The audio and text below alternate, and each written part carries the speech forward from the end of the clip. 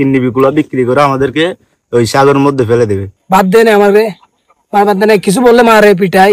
3 লাখ টাকা ধরে পাঠায় এরকম করে ভিডিও করে। অপরাধী চক্রের মধ্যে রুবেলকে গ্রেফতার করতে পেরেছি।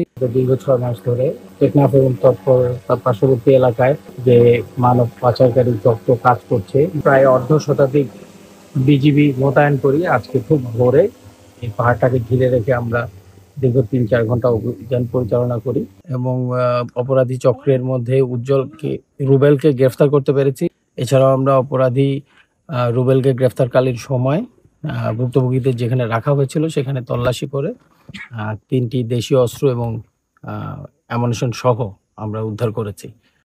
আমরা 5 জন বাঙালিকে অপহরণ হয়েছিল, তারা বিভিন্ন সময় তাদেরকে কাজের কথা বলে এনে এখানে 40,000 টাকায় বিক্রি করে দেয়। রাজমিস্ত্রি কাজ করবো বলে ঢুকাইছে, সেখানে যখন ঢুকাই পারছে আমাদেরকে বলছে মালয়েশিয়া বিক্রি করে দেবে। এই 3,60,000 করে নেবে, আর না দিলে বাড়িতে কল করে টাকা নিয়ে দিলে কিডনি বিক্রি করে আমাদের কিডনি গুলো বিক্রি করে আমাদেরকে ওই সাগরের মধ্যে ফেলে দেবে।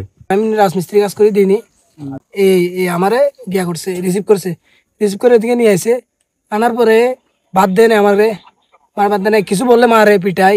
বলছে বাসা থেকে 3 লক্ষ টাকা করে আনতে হবে, আজকে ফোন দিয়ে টাকা আনবে। কারো বাসা থেকে টাকা পাঠাইছে, তাদের মারে ভিডিও করে তোদের বাসা থেকে এরকম 3 লাখ টাকা ধরে পাঠায় এরকম করে ভিডিও করে। তুফান এবং উজ্জ্বলকে আমরা গ্রেফতার করতে পারিনি, তবে তাদের খোঁজে অভিযান এখনো চলমান আছে।